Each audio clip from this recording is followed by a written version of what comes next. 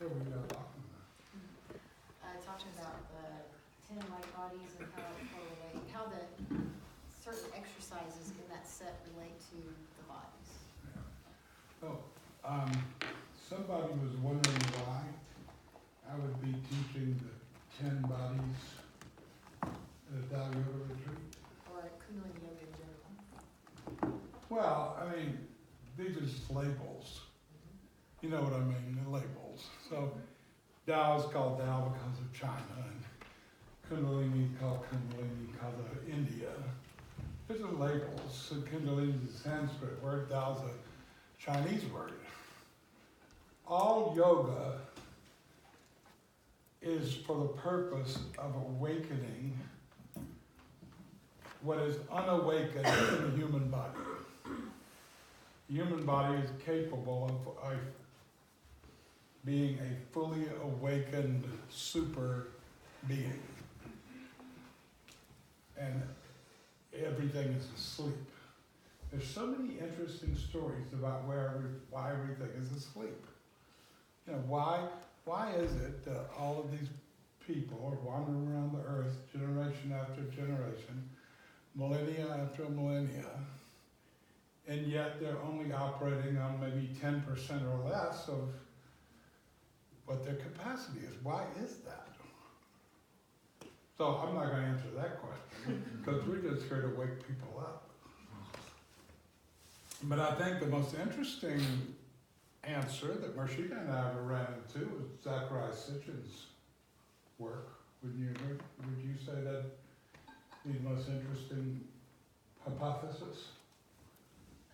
Yeah, like our roots, our beginnings of Yeah, our structure, our vessel. yeah, how it came to be.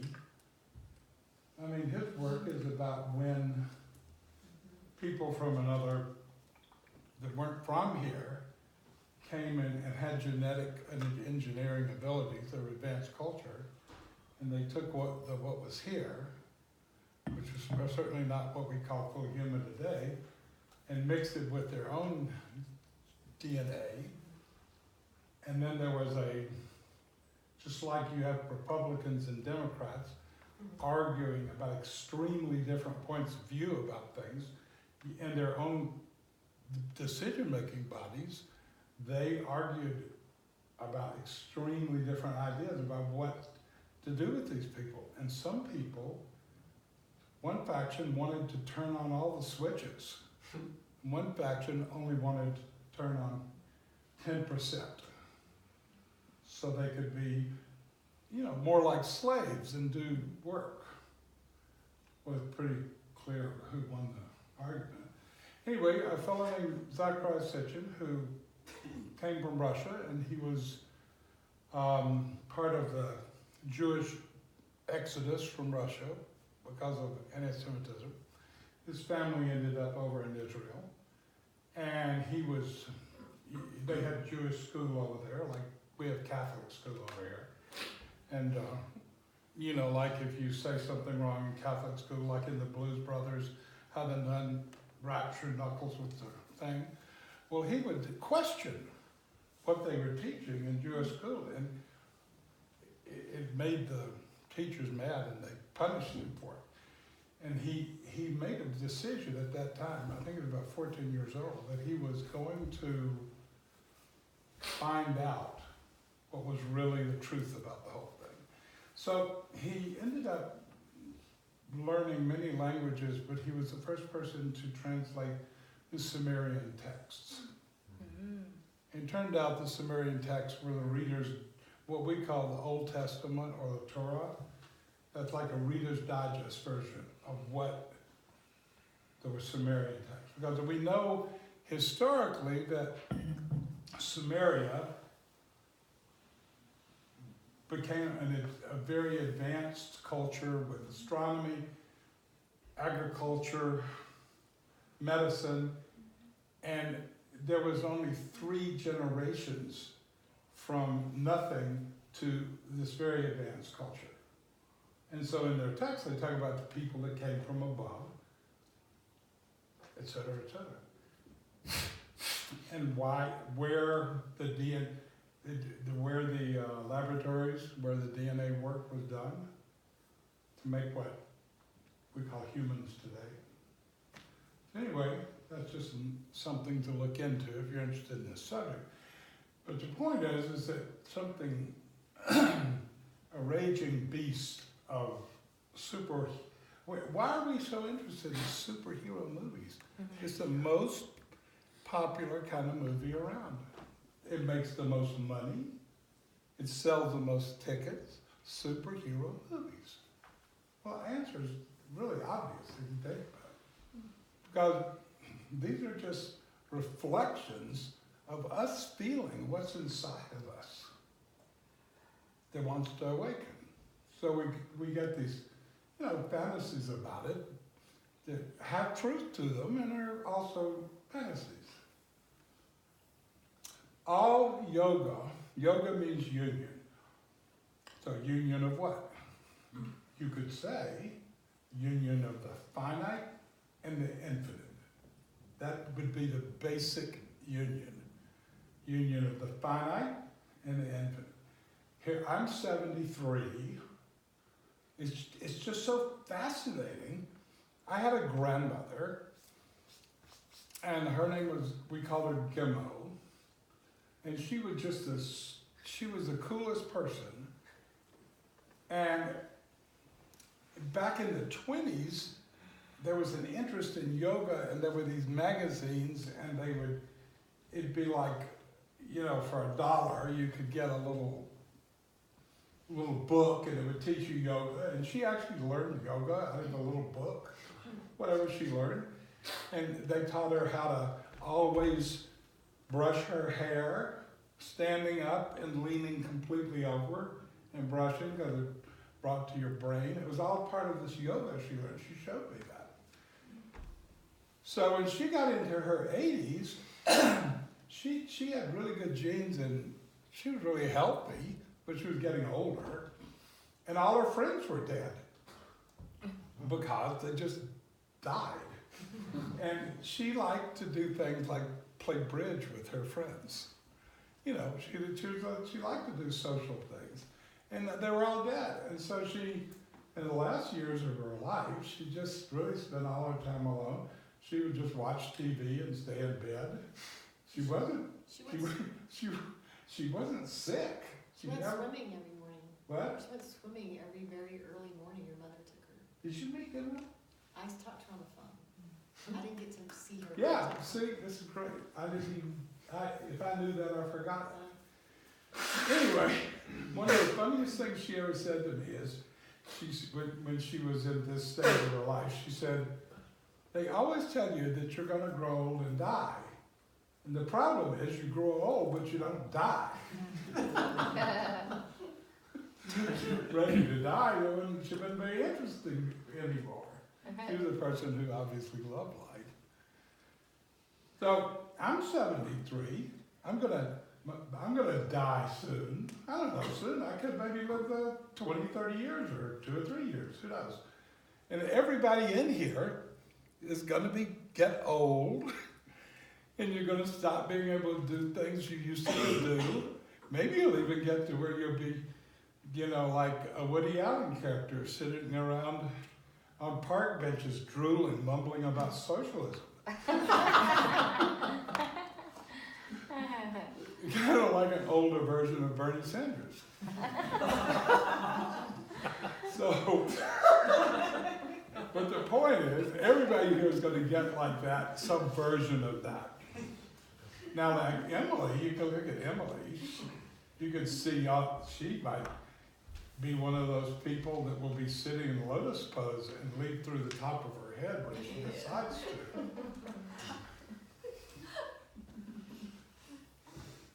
Everybody, one way or another, is going to shed the body. So yoga is about the union of the finite and the infinite. So what's the infinite? The infinite is what's left after the body sheds. That's the infinite. I mean, it's relatively infinite. I mean, infinite is a big word. We can say that the soul, or if you have any concept this is an energy body, a being of energy like that you are, then it habits your body, which is the basis of the story of Aladdin and the lamp, the genie inhabiting something the cork's on. It's trapped in there. So if you understand that version from relative to the body, the soul or the being of energy and light is infinite. Or at least relatively infinite. We don't have a concept beyond that. Because beyond that, we move out of the realm of mind, where mind can function. So all yoga is a science with techniques and teachings to guide us of how to wake up the 90+%. So we're fully functional. That's what yoga is. In India, you can call it Hatha or Kundalini. You can call it Tao over here in China. Bun up in ancient, what we now call Tibet later. It's just a science. So don't get stuck up on the labels. The reason I have multiple reasons for bringing you the 10 bodies. I get a couple of hours to be able to present something here at these retreats. So I can do whatever I'm inspired to do. I always just listen. I listen, and there's I'm kind of like Luke. I mean, for me, we're all Luke Skywalker, but I'm definitely like Luke Skywalker. The Force talks to me. I know how to listen. It just tells me to do stuff. I do stuff. And it makes it really easy. So this time, the Force told me to do what we did yesterday, and then to continue it. So today, you're going to get, you had a 4th generation person, 4th generation of teachers, Kundalini Yoga teachers. You had the 4th. Which are you? The 2nd. And your teacher is? Mursshud. Is Masa here? Yes. Masa's 2nd. Your teacher is Mursshud. You got it from Mursshud, right? Yes. Right? And Noel is 3rd. He got it from you. Yeah. Right. So Chris, let's see, Shanti presented a beautiful, perfect class. And her energy is more on the yin side of yin and yang. Would you agree with that? Yes. Jim, look at his pants. Show him what's on your pants. He's a raging dragon. He's on the extreme yang side of yin. So this is going to be great. He's going to teach you the exact same 10 bodies. The 10 bodies Kriya is in every system of yoga. It's just not called that in every system of yoga. But the things that are in it are in every system of yoga. And the more yoga you practice, the more it'll be obvious to you why that is and how true it is and how simply logical it is. Because you're just doing pumps and levers. You're doing sequences of pumps and levers and locks. Sounds like hydraulic engineering, doesn't it? And it is. It's hydraulic engineering. And so you go through this. I think there are 12 or 13 or 14, plus the Laya Yoga, the last part. And then you'll do it tomorrow. Would you teach it tomorrow? Or do you want Masa to teach it? Would you teach it? Well, yes, I will. Okay. I want you to get it from the 1st generation. You're the 1st generation. And, Yeah. well, I'm the zero. I think of myself as the hole in the donut. The zero. I could be first, and then that'd be second, then we'd have fifth. So that, maybe that'd be more impressive, I don't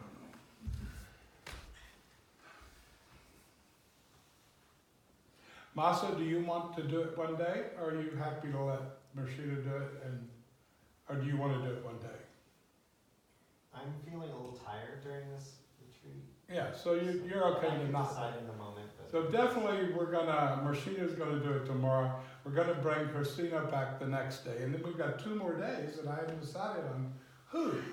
It's possible by the last 2 days you might feel like doing it, right? Yeah, if I can just decide. Right, I would really like for you to do it. And then I think I'd like to close with Christina again, because this is having such a profound effect on her. That's the first time she ever taught. She was amazing. And she taught a good group of people. And it was like, it exploded her. We lived together. I mean, we live in the same house, so we talk all the time. All right, well, that's about it. And when you're done, I'd like to talk about 2 things. I'd like to raise the question, how do you know if you are a master of yoga? Is anybody here, would anybody here raise their hand to say they're a master of yoga? I am. And that's either a gigantic ego trip, ooh, I'm a master of yoga, or it's something very precise and specific that you could judge your own self by. I will leave that up in the air as to which it is. And the other thing I'd like to talk to you about, because it came up as to running into a conceptual framework of whether it was appropriate to teach something that had the Kundalini brand on it in a retreat that had the Tao brand on it, whether that was appropriate. I'd like to bring up what was given to me in the very beginning of, do you want to go on the sutra path? Do you want to go on the, well, in Japanese, the Renzai path? Are you Chinese or Japanese? Japanese. Rinzai, is that a Japanese word? Yeah. Yeah, it means instant, or the way it was taught to me. Immediate. What does it mean? Quickly being. Yeah. So which path? And then I of course said, oh, I want it now, of course. And I was given a way to do that. And this way that I was given to do that I actually did, and it was really interesting. It goes right into having your mind in little boxes or conceptual frameworks. And you have a list of pluses, and there's a group there, and you have a list of minuses, and there's a group there. So when you're done, I'll come back and I'll probably do the lie yoga with you, and maybe part of the thing, my hips so wide. Can't do a lot of the exercises, but then we'll do that part. Does that sound good? Does everybody feel happy with what I presented and what we're doing now? Mm-hmm. Anybody unhappy? Okay, everybody seems happy. Did we solve the problem? And Noel told me what Masa said when this was brought up about the question of whether it's appropriate to do Kundalini. And his